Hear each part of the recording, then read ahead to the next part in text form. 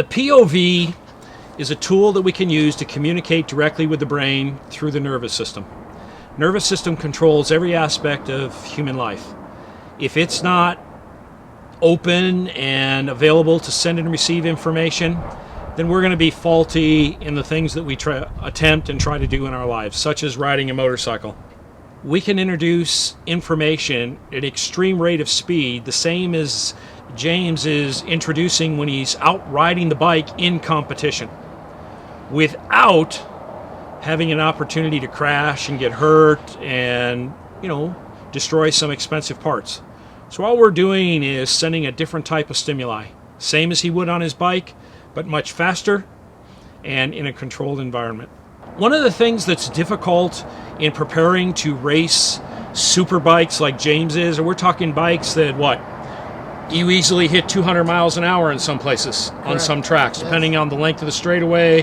And there's turns where you're 120 to 140 miles an hour. Well, the track isn't always smooth. The riders aren't always alongside of you doing what you want them to do. And your bike doesn't always do what you want it to do. So there's a lot of bits of information that you have to sift through and still be able to maintain a position, hold the throttle without on and off, without touching the brake, without panicking in some way. So we're able to send many bits of information as if all these other things were going on from different parts of the body, allowing your brain then to understand that it can still manipulate itself on this basically playground bike we set up. It's like James said, it's just on springs, it's a toy. But when other information is sent in harmony with that toy, well, now it becomes a training tool.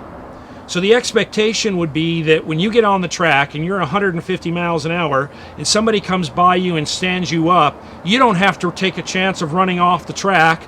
You can get yourself righted straight away and then move down the track without missing a beat.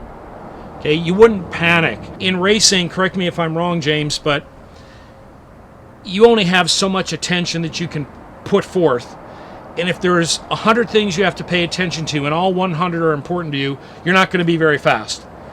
But if you can sift through, and if you get stood up, it doesn't matter to you. You just lean back over and go. If I get stood up, well, I'm going to run right off the track. You might panic. Exactly. People will panic. By introducing this information, you no longer have to panic because your brain already says, holy smoke, I'm going to get all this stimulus into my forearm?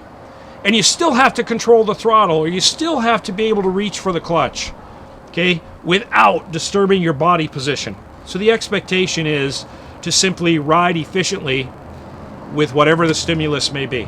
We're not trying to imitate riding a motorcycle, but imitate the stimulus and the information that you get from the track, from the bike, from yourself, and from your competitors. That's the advantage to doing this. This simulates my riding, and I can't go out and ride every weekend. Here, I can practice and train on a bike and get that experience, get that concentration, and get that feeling without having to be at the track every day, because that's not available to me. I'm not able to ride at the track every day. And here, I'm able to ride the track every day. with the Evo Ultrafit ISO rider. Yeah, if we send information just to his arms, a big problem with racers is arm pump and arm fatigue or shoulder fatigue. Where if we can send information simulating how it actually happens on a track, and not because you're riding on the track, but by the speed, the velocity of the information, and its disruption to many other body parts, if we can get his brain used to receiving that, it no longer panics when it happens on a track. And he just adjusts his arm, has smooth on the throttle. If you're in a turn and all of a sudden you let off the throttle, what's going to happen, James? Definitely the bike is going to change direction. That's right, it's going to stand up and go out, and you may have someone next to you, you may have a wall. Sure. Those aren't very good options, are they? No. At the very least, you're going to lose positions. It's all about the smoother the inputs you do, whether it's braking and throttle, that's what's gonna make you a faster, smoother, safer rider. That's right, and things like fatigue from racing. I don't know, sometimes you do 8 or 9 races in a weekend. Correct. 4 or 5 in a day, plus you go out there and you instruct, as well as you have to practice Right. and set up your own bike. So you're getting many hours on the bike, and you don't always have a chance to eat right. Correct. You don't always have a chance to recover between. You have to be ready at a moment's notice. And if your arms or shoulders are tired from cranking on that bike, because you do your own work, Sure. not everybody is Right. fortunate to have a paid pit crew to do everything for them.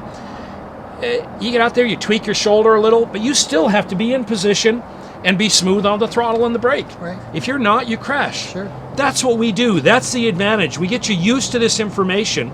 The muscles then know exactly what to do. The brain doesn't panic, and you just pass it. And you become a better rider.